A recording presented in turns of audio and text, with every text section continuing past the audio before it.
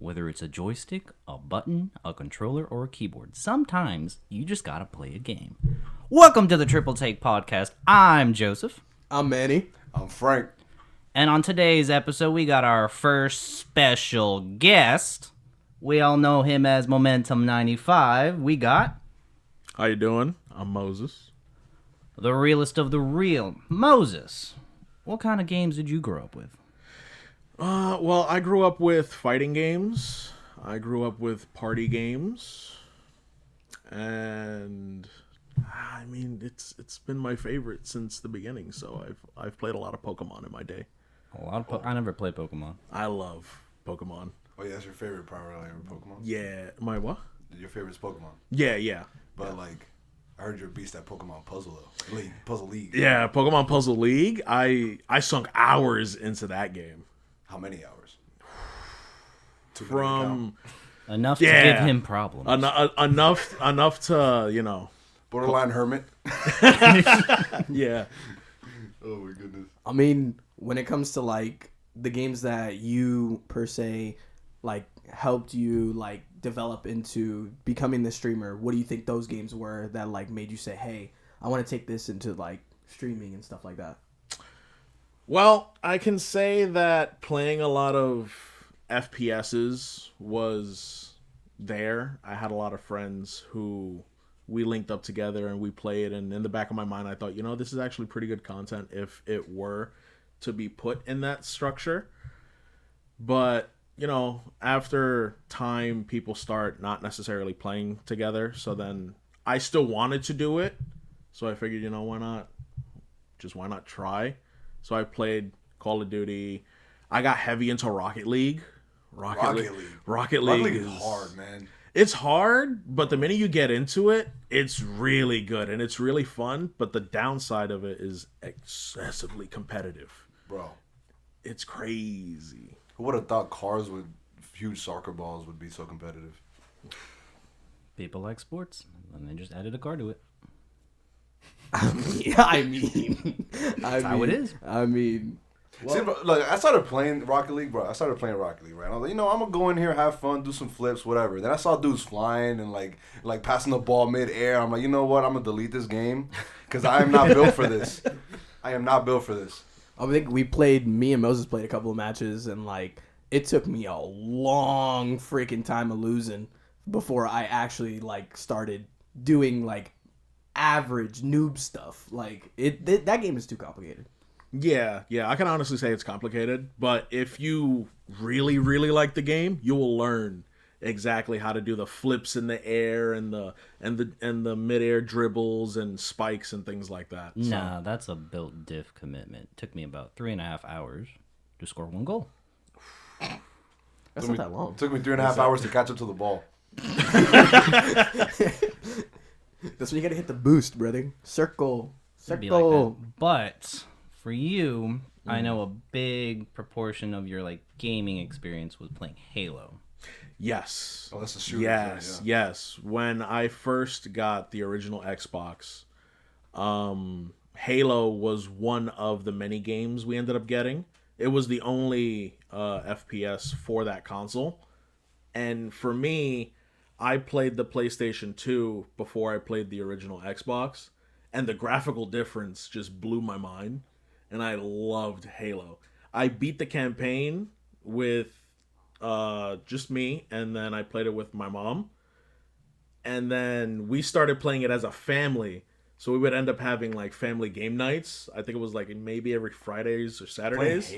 Playing Halo? Yo, that's sick. It was literally 4-player split screen on our one screen. Big CRT, and we enjoyed it. It was one of the better memories of my childhood. Explain honestly. what a CRT is for the viewers that don't know what a CRT is. Oh my god. The youngins.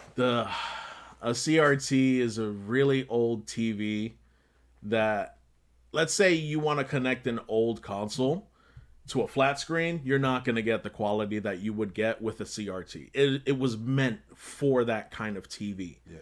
Granted, it was big, it was heavy, and 9 times out of 10, which was in my condition, if it didn't work, you give it like a good couple slaps to the back, and it'll turn on, and it'll do exactly what you needed it to do. We call those the box TVs. Yeah.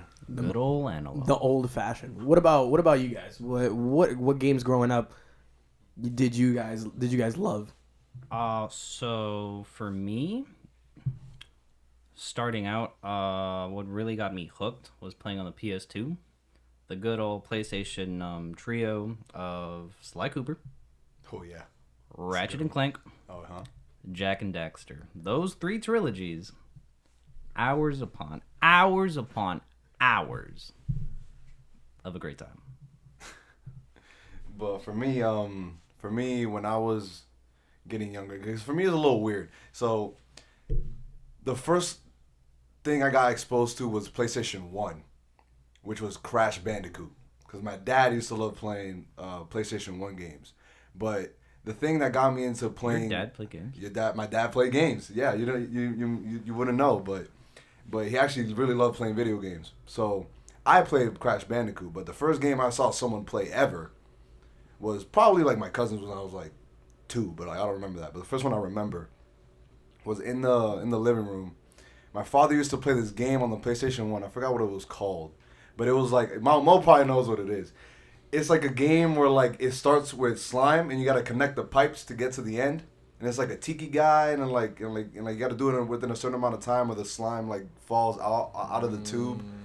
I forgot what it's called. I tried looking it up, I couldn't figure it out, but I don't know. You lost me at Tiki and Slime. You lost me at the slime. I don't know. It's Yeah. just like it was basically like a puzzle game where like it starts somewhere and you got to figure, and it gives you a certain amount of tubes that connect a certain way. And you have to figure out how to connect it to get it to the spot where it drains. You know, there's somebody listening that's probably screaming the answer at their. He's like, thing, "You don't know what this? You don't know what this is, bro. You don't know what this is." But yeah, so for me, it's probably like the top 3 games would probably be like Crash Bandicoot. What's it called? Slime And any Spider-Man, specifically Spider-Man 2 was probably like one of my top 3 favorite games. I wasn't really into fighting games as much as I am now, but I guess third would probably be like Mario 64. Right on. I have a very like diverse, because I didn't go in order. Like I had, like when I grew up, I had a Genesis and I had a 64, the Pikachu version of the 64. The Pikachu. And then my parents gave it away. I got mad. Anyway, I still have shout out to my mine. boys in DR. It's probably broken now. Probably, yeah. But either way, yeah, those are the games that like really got me into gaming mostly. For me, I started off with the N64, and I'm trying to relive the memories of back in the day. I'm just gonna give you a small little flashback. Me and Moses are cousins, and my brother, we had an N64, and I was probably 3, 4? Answer 3. Yeah, around 3. All right. Around 3. And they would play Mario Kart 64, for example. Oh yeah. And they would plug in 2 controllers, and they would give me the fake one and put it around the back of the TV. The classic. And I would sit there and be like, I'm winning. Guess what? I ain't even playing, bro. that's that computer going crazy. That was where my gaming, I think, officially started. And then was later a lie. on, what? It was a lie. It It was Yeah, a lie. Gaming was a It lie. It was a lie. All the games that we played in front of him that he thought he was playing, Mortal Kombat, Mario Party, Mario Kart, he would sit in between us. Oh my god, I'm winning. I did not figure it out in Mortal Kombat. It's 1v1, bro. He didn't He was know. 3. He didn't know. It would be one. See, I never like felt that because like I was always one of the older ones. So Yeah. So I believe that's where gaming originally started, with a lie, and then I found out the truth that gaming is actually really cool. So I think one of my first games I've ever played was WrestleMania 2000. of course it was. Here I- we go again. I'm a That big game was fire, wrestling though. fan. It's been said before. That game was fire. That game was outstanding. And growing up, you want to beat some people up. So I wanted to beat some people up, and then not get in trouble for it. Not get the little whoopings in the sala. You know what I'm saying? the homing chancleta. Oh, we all know those. So I would say WrestleMania 2000 was one of those games. Another one of those games is actually similar to Frank's Spider-Man 2. So good, bro. It's the first one that you can actually touch the floor. So, Bro, exactly. to me, it was just awesome. You never played it? Nope. And Never then- Spider-Man 2? So Nope. Spider-Man Sorry. 1, Nope. just a quick explanation for Spider-Man Yeah. 1, it was just skyscraper to skyscraper. If you touched the floor, you died. Yeah, if you That's went, insane. if you fell up to a certain height, you would just die because there was no ground. Yeah. You would just fall straight down. Yeah, For yeah. Spider-Man 2, as like an evolution to it, you had full scalability for all buildings. Okay, so And the combos were sick. before recently, because recently I started doing a whole Spider-Man playthrough, I should say, from all the PS3 Spider-Man games, right? Before playing any of those, the only Spider-Man game that I can honestly say that I've played thoroughly was the one for the Game Boy Advance. The side-scrolling Spider-Man beat 'em up. That's Unlimited Spider-Man. Was that on No, Genesis? no. That was three different. That was three different ones, and the one that I remember specifically because I got stuck on it. Midway through the game, there was a circus level, and you play against you fight against clowns and things like that. And I think the bad guy in that level was Mysterio? I think so. I know never played Rhino on Game was Boy. in it. Green Goblin was in it, and a couple other bad guys. But that. Aside from that, that was the only Spider-Man game I've played. The only side-scrolling Spider-Man game I played was on the Genesis. Mine was for the Game Boy Advance. I don't know. I don't know. I thought it was Unlimited, but I got Unlimited. I'm gonna have to look and Great see. show. Yeah, But, the only one I played was on the DS for Spider-Man 3. To round it up, I would say the third one is going to be a tie between the greatest Spider-Man game of all time. Fight me on this. This guy. Spider-Man Web of Shadows, peak storytelling, amazing gameplay. I never played it. Gameplay glitch. Lags. Just Bug camera work. go to Moses' Spider-Man stream. 2 was better in my opinion. Go and see Moses stream that game. It's phenomenal. He may have encountered some things that may have not let him touch the floor, but Spider-Man 1? that's part of life back in 2008. I think That was not 2008. was it? That was 2012. Oh no! Yes. Don't care. It's up there. And then the other one would be Marvel Ultimate Alliance. The first one I played the ever living. You know what's it's out of that game.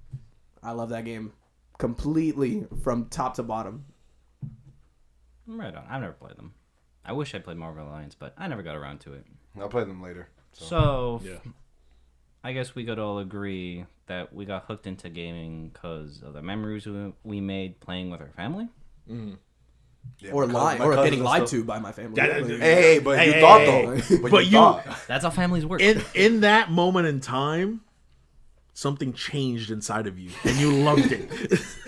Yeah, this is getting too deep. Yeah, in terms of family, my greatest memories were probably playing. Wow, I ain't gonna lie, I forgot to mention that. I played Smash Brothers Melee.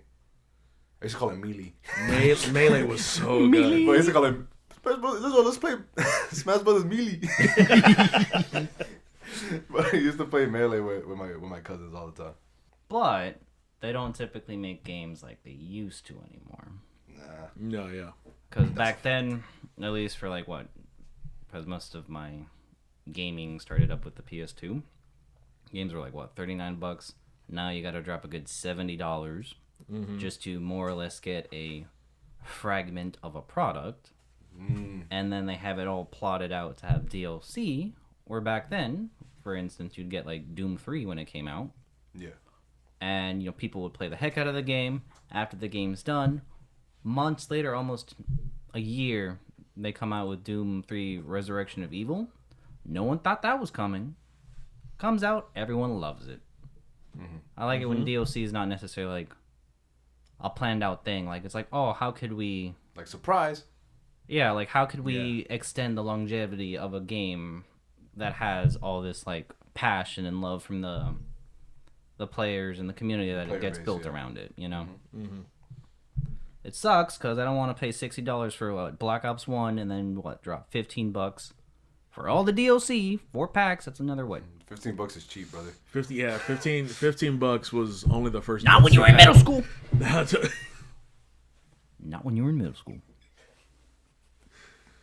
No. I remember. Oh God, I remember you getting me Anthem for what, 15 cents? I did. I did actually get 2 copies of Anthem for 15 cents, and I gave you one of the copies because I didn't want to.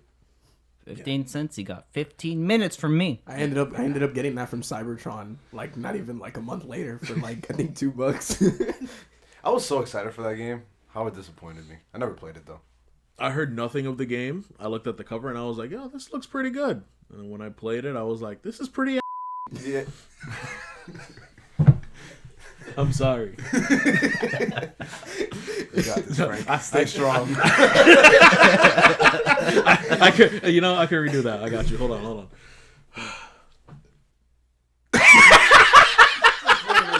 Just leave it. Just leave it. You're good. You're good.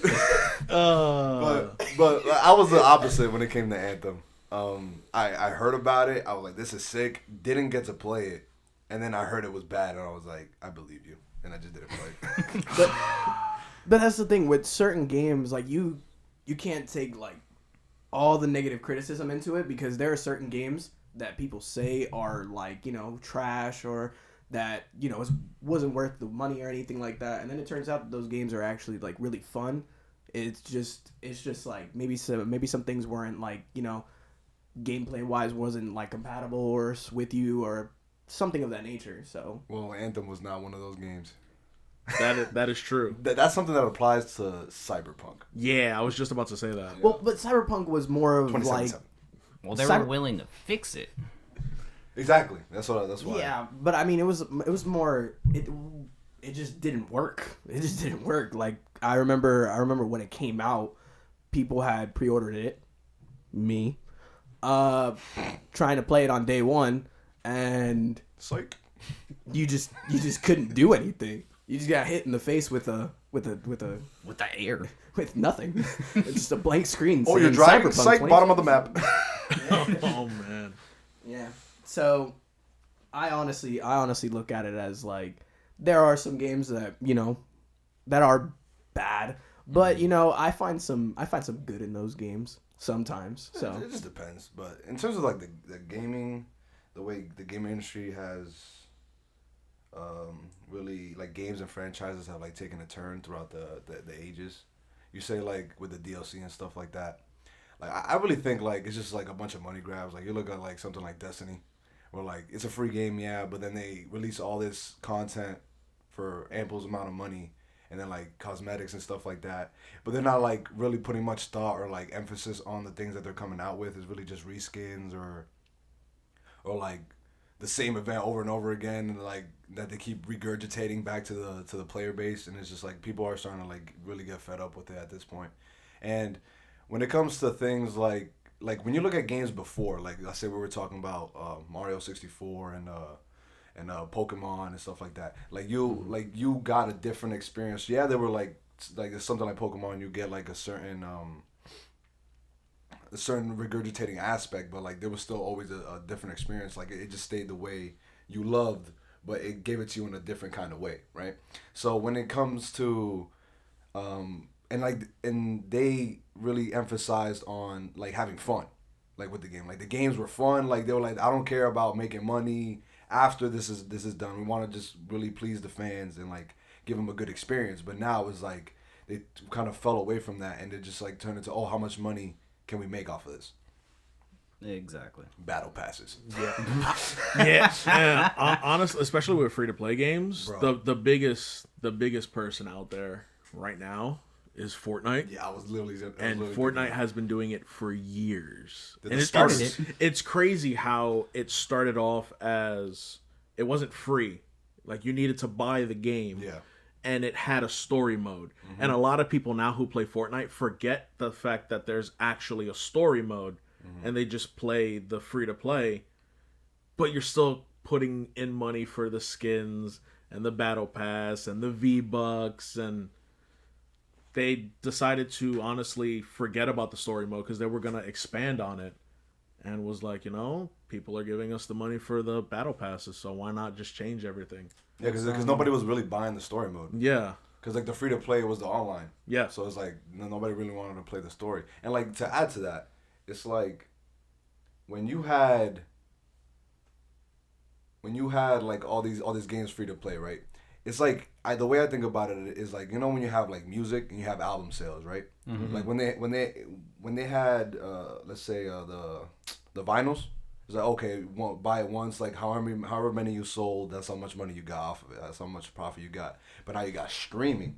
Yeah, you get less per purchase, but the volume of it is so much more that, and on top of that, you can consistently get it over time. It's not just a one-time thing. It literally just stays, as long as it's there, people could buy it. You get more money in the long run, and that's what I think the video game companies figured out with Fortnite. True, because aside from like you would just play games as like your house, some people that don't even play games or they either suck at them or whatever, because you know some people aren't the best gamers. People just don't like. But you'll have people watching, like going on Twitch or Kick or whatever the platform may be, watching other people play video games, such as like being on YouTube watching PewDiePie. You know, when he was starting out, playing games, and everyone just loved his reactions. You know, they get the entertainment. Not necessarily just through the game itself, but sort of the life that's beyond that, you know? Yeah. Now I'm gonna be the bad guy. Go for it. I'm gonna pose the question to all of you, and you see if I'm leading into something. We're talking about the pricing. We're talking about the pricing of the gaming industry and how it's increased over the years. Yeah. The quality that we are receiving costs more money. Yeah. Us as fans or as, you know, advocates of the gaming industry want that extra level, want that more costs money. Yeah. Now, I'm not saying it's entirely the fans' fault for this price increase, but it does play a factor, and I don't believe that you guys can deny that. Of course. Because It wouldn't make it if nobody was buying it. An example of that it would be like a Destiny, because where it started in 2, and you know Joseph and Frank know more about this than I do. Yeah. It started off phenomenal, and the fans wanted more. Yeah, of course. More costs money. More is going to cause us to spend more, and the fans are gonna buy into it. You know. So, the question I have for you guys is basically, do you believe that this price increase on games, as it's come from where we started out when we were kids to what it is now, is it because we wanted more, or is it because they're trying to grab money out of our pockets by using the titles that we wanted more? Well, first off, it sucks that now I gotta buy my own games because my parents don't want to do it anymore. But It's definitely an economic factor. similarly to how I talked about movies and such, where instead of getting like a team of people working on a project together, coming out with not necessarily saying a video game is like a form of art, but more or less the mentality of what a game being produced and developed and shipped out comes out more like a product. Instead of thinking players as players, they just see players as a consumer. Because nowadays you take a game and it's not just the game itself that's the end goal, it's the community that they could make with it. Because if you make a community, you get that sense of loyalty. Once you get that sense of loyalty, then you're just taking the money from the community to fund your game. Now there are certain games where, even though I am a fan of Destiny, I don't like how they handle things. No, a lot of people don't. And similarly to Anthem, as like a gamer who's been gaming for a while, and I know Mo could probably attest to this, playing Halo, you get a game developer such as Bungie. With the reputation that they had, they literally built Halo. They helped revolutionize first-person shooters, a whole genre of gaming, which led to all the tournaments and stuff, which kind of cemented or helped build the modern foundation for competitive gaming. And they go from establishing such a pillar in the gaming industry to then somewhat falling off a little bit, you know? Where you have Anthem being created by BioWare. BioWare made Mass Effect and everyone loved it. It was, That was such a disappointment. It was a very layered trilogy you play the game for hours before you actually finish it. Mass But then, Effect is- how did they Effect is come out amazing. with Anthem? Mass Effect is amazing.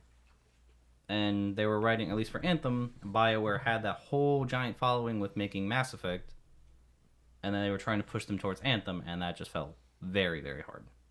It wasn't exactly what they thought it was going to be, because everybody knew that after playing the third Mass Effect, they were like, okay, you know, are you going to make another one? Everybody was expecting more, because that was a franchise that everybody loved. But then when they came out with Anthem, everybody decided to give it a chance, but at the same time, at least in my perspective, I feel like they tried to put it up against Destiny, Halo, Yep. and everything else that was out at the time. Especially Destiny. And they were like, Destiny's giving us all this content and all this extra stuff, and Anthem, you have a lot of things behind a paywall. And their paywall wasn't small, it was big. It was like $30 for another expansion. And But only added one location. it only added one location, maybe 2-3 different missions that you need to do, maybe another customization for your armor, but aside from that, that's basically it.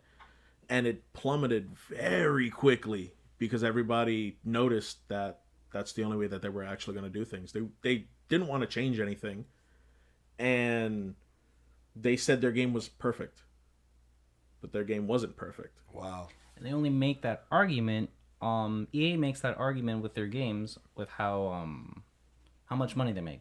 Once they made a certain profit margin, oh, this game was successful, but they could have continued supporting Battlefront 2 a lot more, especially with all the new stuff Disney's putting out with Star Wars. Yeah. People wanted Ahsoka. People wanted these new characters that they're introducing, and they had the resources to do so.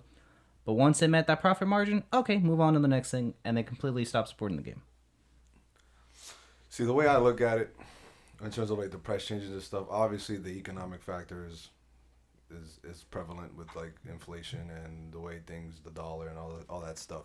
But the main problem I have in terms of the price is like, it feels like games nowadays, like I mentioned before, games back then were fun. Like you weren't worried too much about how everything looked all the time. It was just like, whoa, this game is fun to play, right?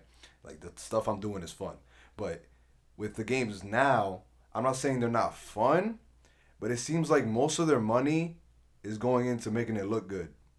So it moves good, it looks good. So it's literally just like, here's a mid-present in a super extravagant, pretty box. It's like a banana that has no Collector's banana in it. edition with a statue, with a limited edition poster, but the game is mid. So it's like, you're paying for all this stuff, but where's the money actually going? Is what I'm concerned about. Because it seems like their creativity is falling short in some people's games. Destiny is the one that comes to mind, and even Spider-Man, Marvel Spider-Man, it was good. It was a good story, and people complained that it was too short. So now you have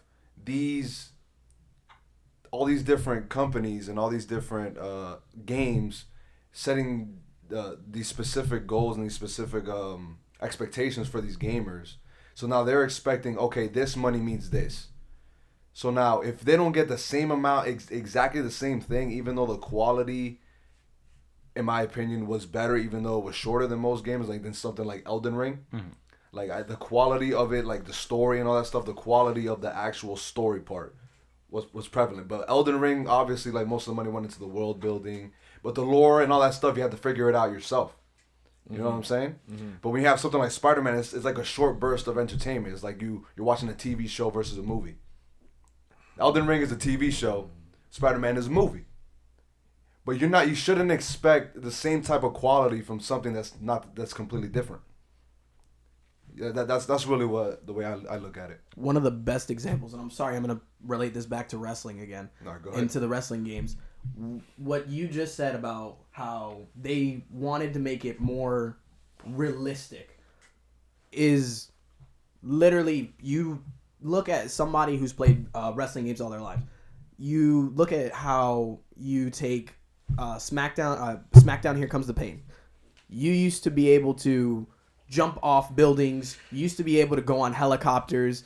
You used to be able to do like throw people into fire, hit their head with a TV, and then all of a sudden they wanted to hit the more realistic aspect of it and take all that fun stuff and arcadey stuff out and start making it more realistic simulation type of game. That's a perfect example.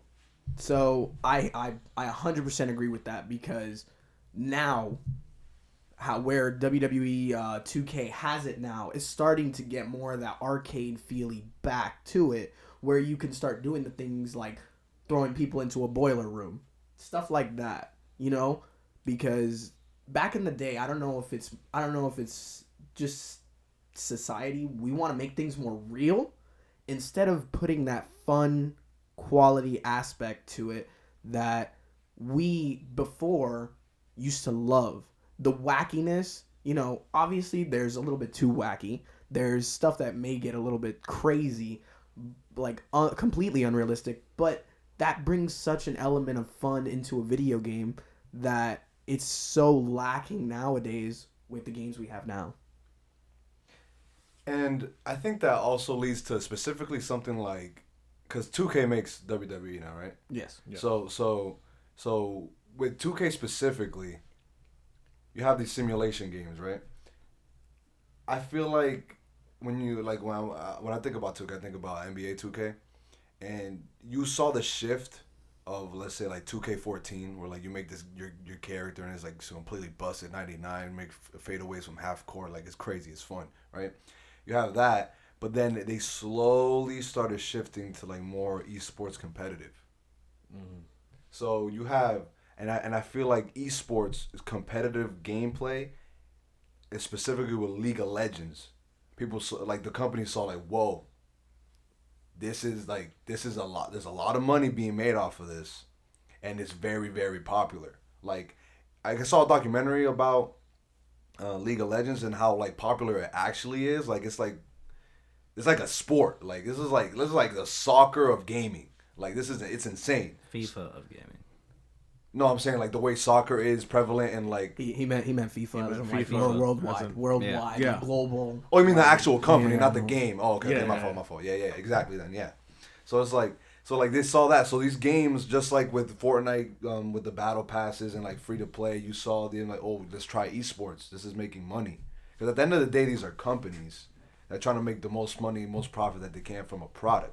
Mm-hmm. Right. So, but us as gamers, we saw how it was before with like the quality and how much fun we were having in the shift, and we feel a little bit almost disrespected by it. Like, okay, you're kind of taking us for fools, and like saying like, oh, like we're gonna push out these products. We know you're gonna like it. Spider-Man, yeah, that's here. buy it, and we don't care after that. Because you could look at how like games sort of like started. Well, like let's say it's a tree, like you have a little seed. They have the idea to create something, whether it's an original IP or not. But you let it grow. It turns into what it becomes. But instead of like for DLC, for instance, instead of just thinking of like an after like it's planned out, it comes out like a formula. You ain't getting a tree. You're just getting, okay, they need A, B, and C, and they'll get D somewhere down the line, and then we get E, which is the money. Yeah. And then, but then nowadays, now that we're older, like why do we still play games? Because there's a big issue in a lot of places where you get a sense of like gaming addiction, or at least for me, not to say that I'm addicted to gaming. I mean, I have my own gaming issues, but a good amount of people don't just play games for fun. Because of all the things going on nowadays, it's their escape. And because people want to feed into that sense of escape, they're always going to end up trying to pay for like, okay, cool. I really like this game, even though the DLC sucks. I really enjoy it. Let me just get some more out of this game before they move on to the next one. Yeah, I can understand that. I can understand that fully. I can say I've done that. I can say that before I started streaming and recording videos and things like that, like I played a lot of games as an escape because I didn't want to deal with a lot of problems that was happening in my current life. And I noticed it on my own, and I was like, I shouldn't do this. This isn't It's like a healthy real per se. surreal experience. Be like, I'm self-aware. Yeah. How old were you? When I realized this? Yeah. I want to say I was around like 17, 18 is when I realized it. As soon as I graduated high school. It was pretty grown-up thinking, even for 17, 18, like, because there's a lot of grown-ups now that can't even realize that. Yeah. So, yeah. For me, I would say I dealt with something similar. I think video games, as Joseph said, are my escape from like reality for a moment.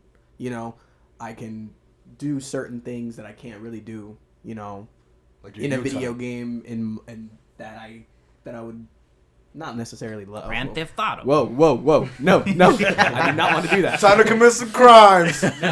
But it is that escape. It is that escape from reality, and I'm one of those people that, you know, similar to Moses, how I had to realize that, you know, doing this on a day-to-day basis, playing like, give or say, from when I got home from school, almost not even going to sleep and just going to school the next day, just playing games, and you know, you have to have that realization that, like, you know, this isn't completely healthy for you, and I felt that as well.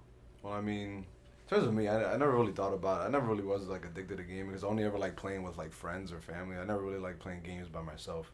Like, the main games I played by myself was, like, something like Uncharted, like, story games. So it was just, like, it's not really something I got addicted to because it's, like, you play the story and then you're done. So it's kind of like watching a TV show, almost. Because, like, I separated it in certain times and then, boom, done. And played, like, a couple hours. But in terms of the fact that it helped you escape from reality, I think I can understand where you guys are coming from, because not in the sense of like, oh, like I'm addicted to this, but more like in like, you know, like when you're at work and you get a break, it's kind of more like that. It's just like, okay, I get like some time to myself, a little like by myself time, like just to chill and just play this game and then be done and then go back to real life. You know what I mean? You, at least for me, you could tell if you go to my time played tab Oh gosh. about certain games. Apex is what, like almost 2,000 hours, maybe even over. See, we be having like conversations about this, like who got the most hours played, and let me tell you something. Whoever has the most hours played is the one that loses.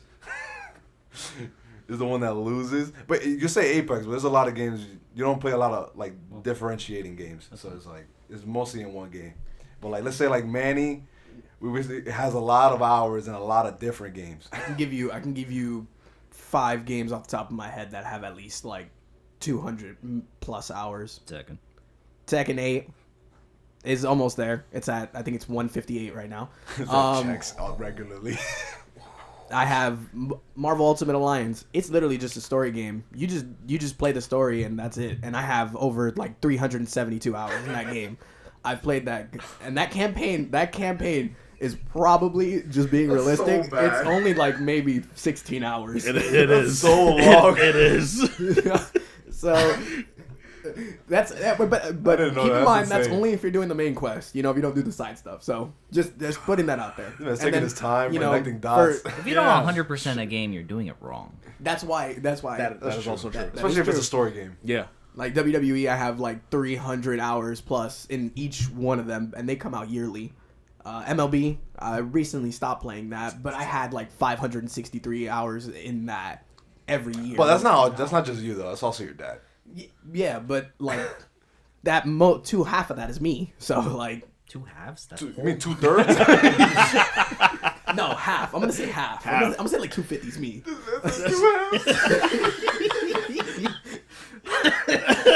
No, man, you're funny, bro. This is a grammar math. lesson for all you illiterate people out there. Don't be a Manny. That's Manny math. There's girl math, then there's Manny math. Oh my god. But yeah, there's you know, you specialize. I think when it comes to your gaming, you specialize in the games that, like, you know, one game at a time type person. Me, I'm able to like fluctuate between multiple games at a time. So it's like, yeah. I could respect that comparison. Yeah, I can say the same thing. I do the same thing. I fluctuate between so many games. You fluctuate with your platinums.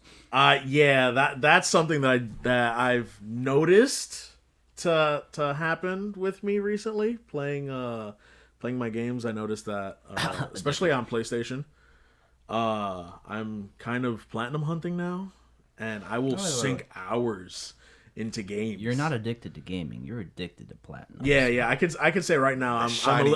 little addicted to platinums, and it's scary because I went from playing my PS4 with you guys and anybody else, because I didn't really touch it. I was more of an Xbox person.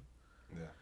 To every time I'd hear the little boing of getting the platinum, I was like, "Yo, this is great. I want to get more." The sense of achievement. That's a true game. Yeah. So I started playing a lot more games that I never really thought that I would play. And I started getting a whole bunch of platinums. I literally went from getting 16 to currently having about like 89 platinums. Hey, yo. Yeah. You talking about these hours? Yeah. What about the plats? Yeah. Some of them took them like 2 minutes. Madagascar. Some of them. Oh, the Madagascar cart was horrible. Horrible. I would never want to play that game again. I am so sad. But I feel like even though you say you're platinum hunting, it's like a problem. But like it allows you to explore a bunch of different games on stream. That other people are just like, oh, this game is terrible. But like, I don't know about you guys, but when I watch like a streamer or somebody that's playing video games, when they play like terrible games, that's entertainment.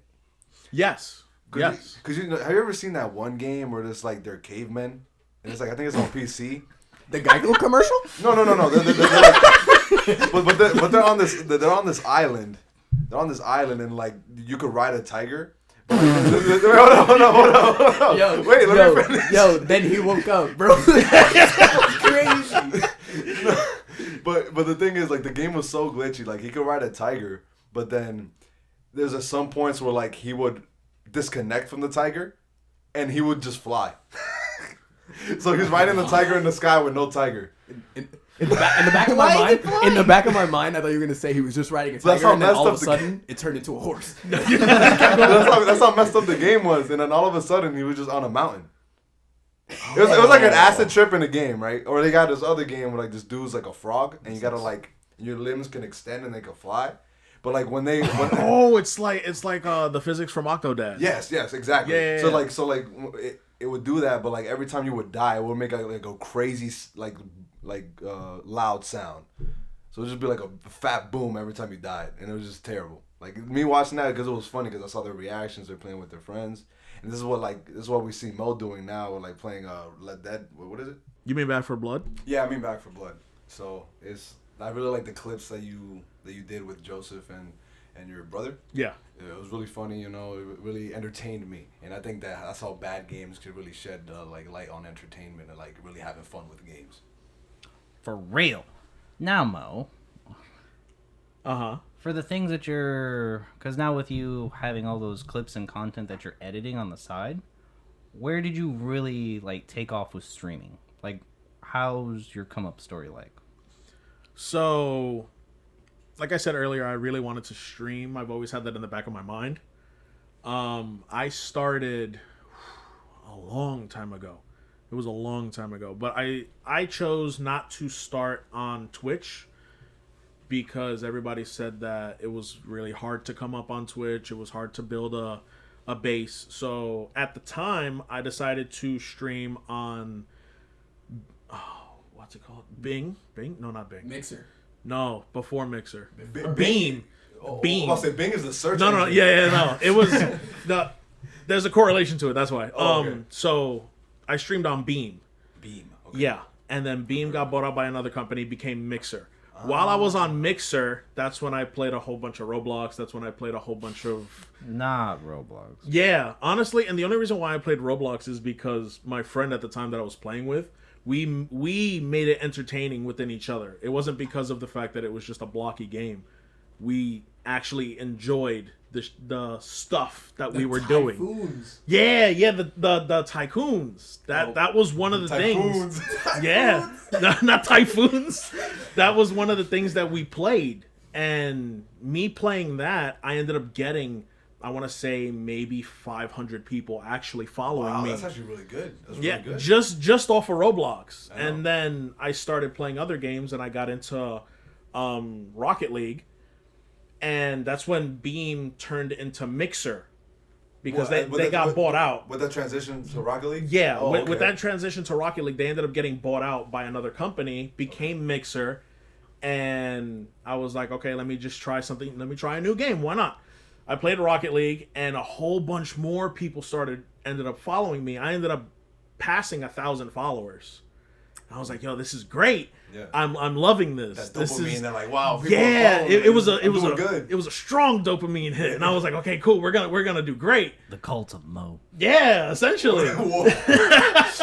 we don't support cults on this podcast. No, we only support what I created, the Mo Nation. We only support. I created that name. Yes, that is true, and it's still going on. It's still strong. Mo Nation is strong Yeah. with this one. So, as Mixer kept going, it ended up being bought out by Microsoft, but then it went down Oh, okay. a year later. So Wow, this is a lot of like short Yeah. differences in like so as I was playing and I was coming up, I was almost reaching to the part where I could become partner. Really? I was literally almost, I want to say maybe 100 to 200 followers away, Dude, that's insane. and then it shut down. Oh, that sucks. So as the weeks of it shutting down, I was moving over to Twitch, and every stream I was like, "Hey, follow me." But only a few people actually did. Oh, So we were feeling the difference how hard it was. yeah, when I moved over to Twitch, it hit hard because I was streaming the same way that I was on Mixer, but nothing was happening because while everybody else was already had their, feet on the ground on Twitch, I was just starting, and they kept on watching the people that they liked, and it was a lot harder for me to get the people that I had before. So I ended up not streaming for, I want to say, about a couple months because I felt bad. I was like, nothing's really happening, I didn't see any growth. And then Felt discouraged. yeah. And then I ended up stopping playing games for a while. And I was like, you know what? I miss playing games. Let me pick it back up. So I picked it back up, and then I thought about it, and I was like, you know what? I really do miss streaming. Let me pick that back up, too. So I picked it back up, and it was around the time where we played Phasmophobia. Woo! I hate that game.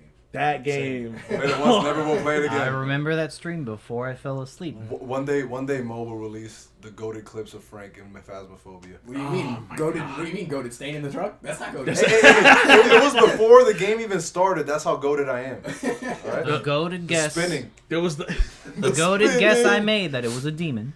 I was mad when you That's why I guessed stayed it, aside. I get and away it from was demons. true. I was dead After I set that guessed I it, wasn't. I went to sleep. I was like, don't let me know. I would have prayed and then went to sleep. Yeah, but honestly, after that, I just decided to keep with Twitch and keep streaming. My streaming schedule has changed a lot because of, personal reasons.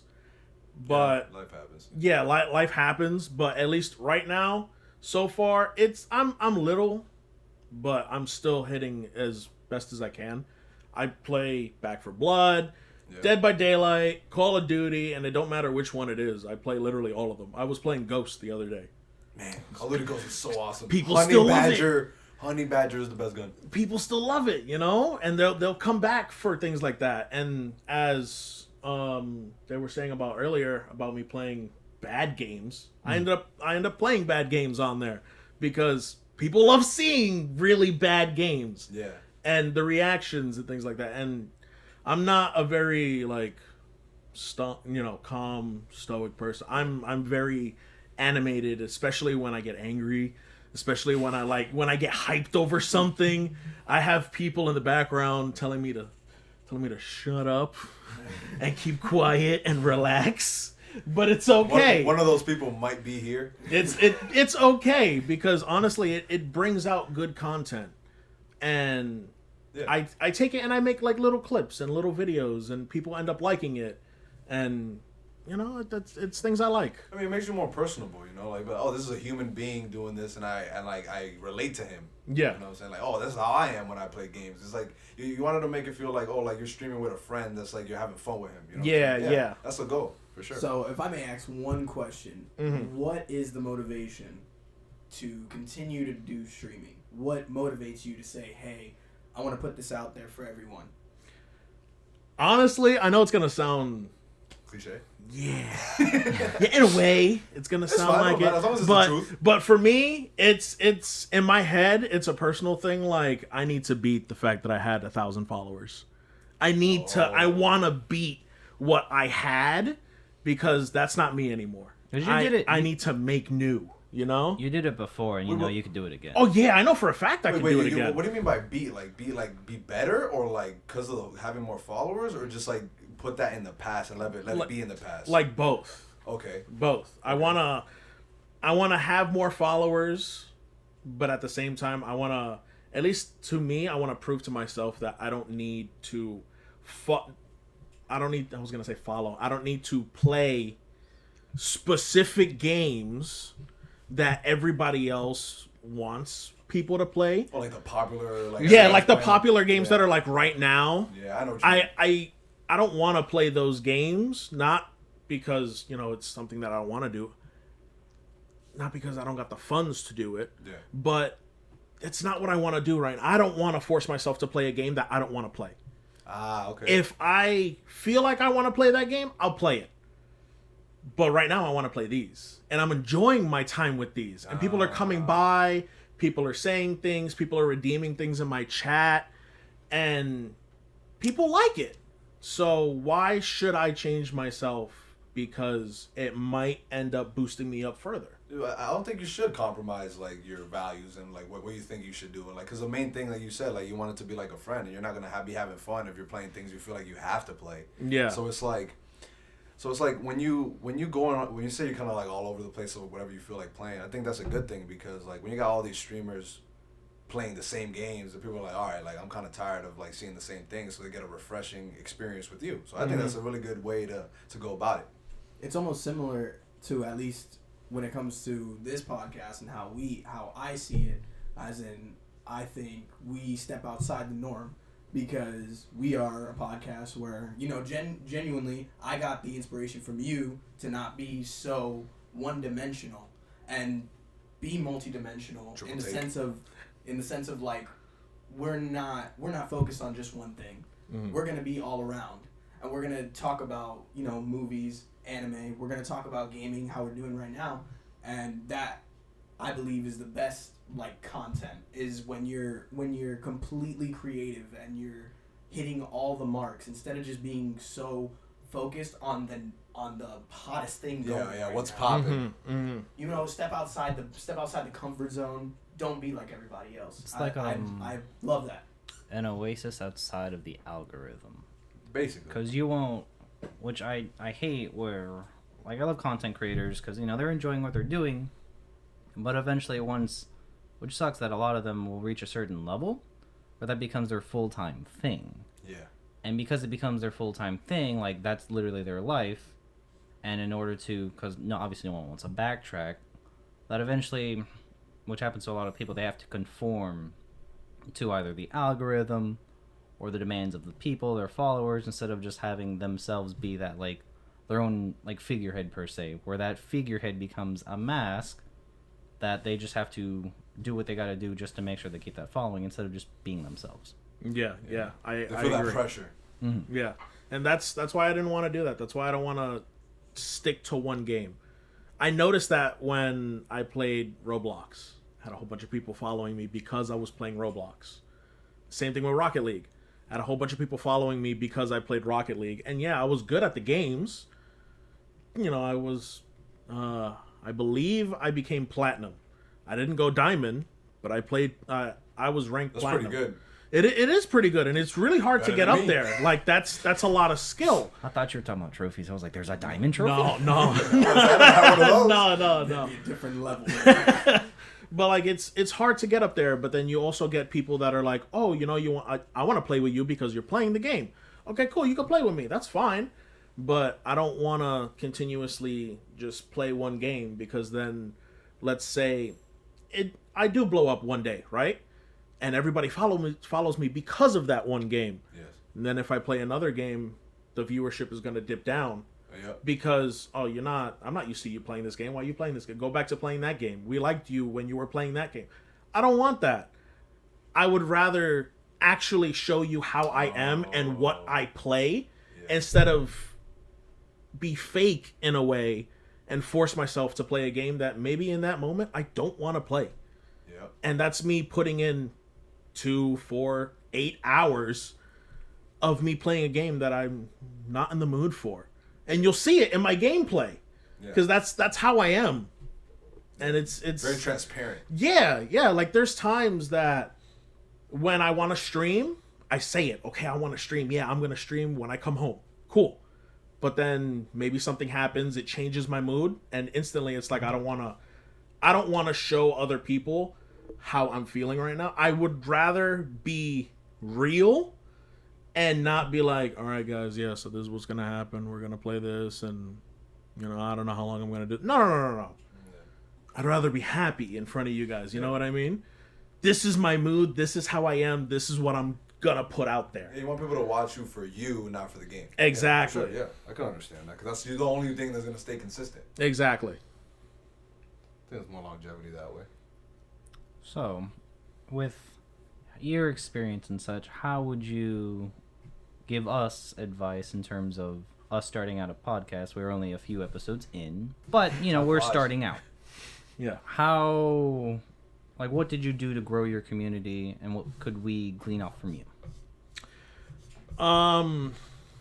Honestly, at least for me, I feel like it's a big personality thing. As long as you are perfectly fine with putting yourself how you are out there and not, like I said before, be fake about it, you'll do fine. People are gonna love how different you guys are and the personalities between you guys. And the interactions and stuff? Yeah, and the interactions, the things that you say, and like the little, the little hits here and there. Yeah. People are gonna love that. That's what I do when I listen to podcasts. I love specific people in the podcast, but I listen to the whole podcast because I enjoy what they're putting out. Mm-hmm. It doesn't change how it's the dynamic that comes out. Exactly. So as long as you're perfectly fine with continuously doing what you're doing right now, giving your energy the way that you're doing right now, I feel like you guys will soar essentially. Oh, okay. Thank you, man. Yeah, no problem. Yeah, I try to be as transparent as I can in every aspect of my life. I try not to change Frank in any version. Because I feel like that's just really the goal, right? Like, you don't want to have to, like, hide yourself in any aspect of your life and just be able to be yourself. Mm-hmm. No matter what. No labels, just be us. Yeah. So, in a perfect world, where would you like your streaming to end up? What are the goals? What are the goals? Ad revenue. For Moementum. Ooh, ad revenue. In a perfect world, I would like to say that I'm already at the point where I can take my hobby, because it's a hobby right now. I can take the hobby and actually not necessarily make it full time, but make it something that's like, you know what? I'm doing this and I'm actually, aside from me enjoying it, I'm actually getting something out of it, Like I'm getting a little bit of people who follow me, or it would be cool to walk down the street one day minding my own business and people will be like, "It's Mo! It's Moementum! Hey! I follow you! It's that big dude!" It's just like, oh, cool. Come on, let's take some pictures. Yeah, why not? Be careful what you wish for, though, because that could get really annoying. Oh, yeah. But at the same time, you're always going to have to watch out, like, how you are in public. Because you don't want to, not necessarily you have to hide yourself, but you don't want to show, like... You want to be going through something and someone, like... No, not even that. It's just, like, like, they're the people that support you, so even though they might be a little bit overbearing, you don't want to be the type of person that's just like, oh, leave me alone, I'm doing something. Oh, yeah, like guarded.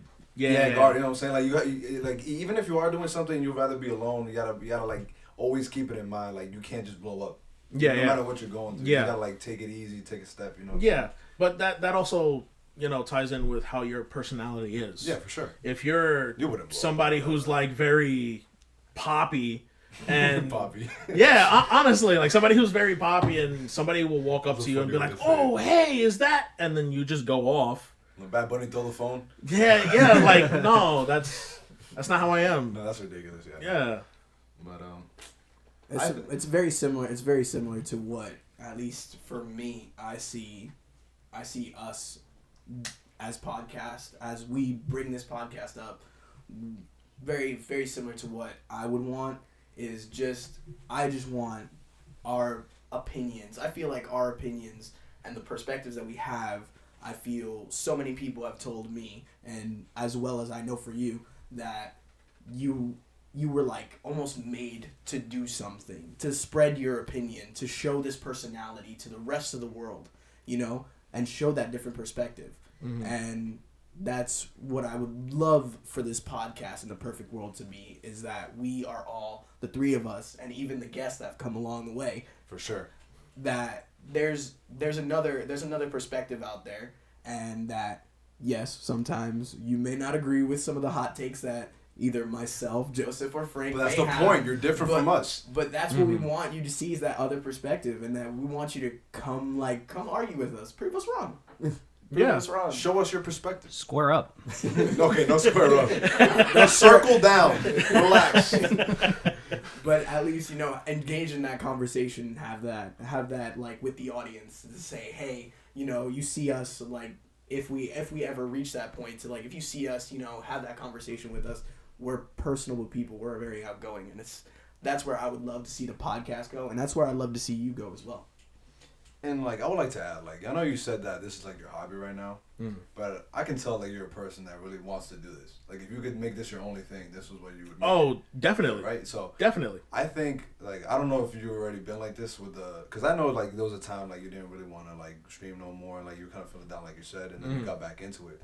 So, I feel like some advice that I could give to you, I feel like, in terms of, like, what I've gone through, is that if this is something that you want to do, you should treat it like it's your main thing. Because, like, it's very easy to make your job your main thing and this your side thing, even though this is the thing that you want to do, because the job is the thing that gives you the money. But at the end of the day, you just got to realize that money's just a vehicle. Money's just a thing that helps you, a tool that helps you keep going forward. Mm-hmm.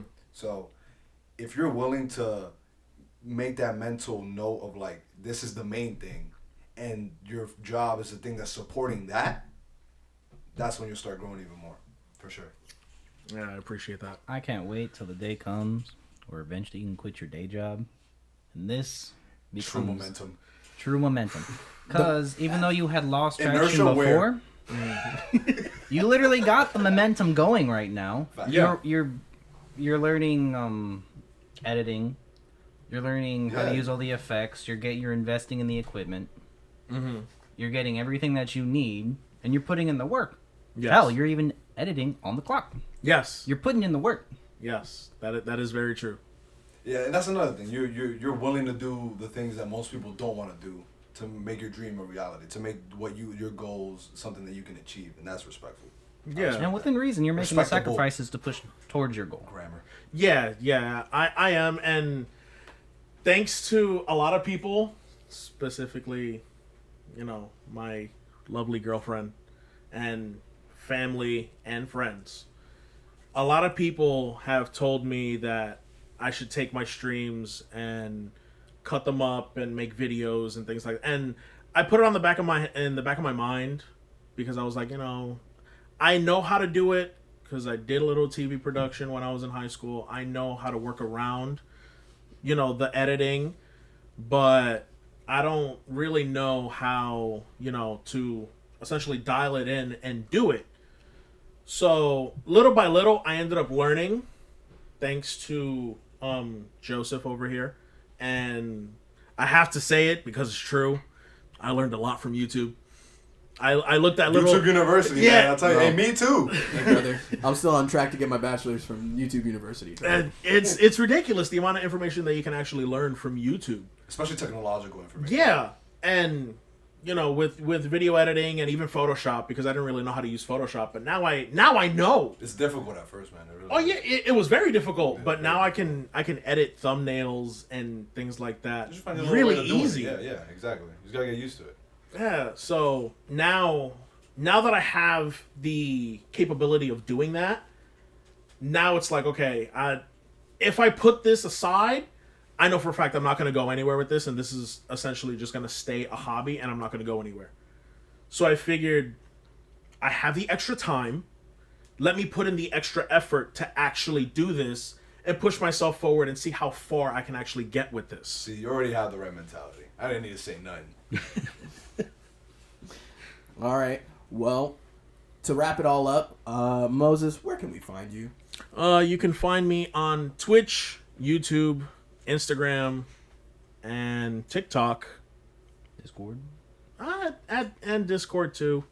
At Moementum95. It is MOEMENTUM95. And you as well can be a part of the Mo Nation. You know, join up. He's this, of course, he's my guest. But I'm not gaslighting when I say he's an extremely outgoing personality, and he's just a joy to watch. And just seeing that personality, as well as the people he brings on the stream, all bring out the best. And I recommend his stream 110% every time. Appreciate it. It's hilarious. How he is on camera is how he is off camera. He's a real dude. That is very true. Sometimes even funnier on camera. It's like he performs. No, I'm just kidding. Well, with that, I just want to say thank you, Mo. It's been a pleasure having you on the podcast. As our Thank you. first guest. As our first ever guest. Hopefully this starts the momentum. Hey. I had to do it once. Hey. That pun hurt. Feel the pain. This has been the Triple Take Podcast. I'm Manny. I'm Joseph. And I'm Frank. And I'm Mo. Momentum 95! exclamation mark. Peace.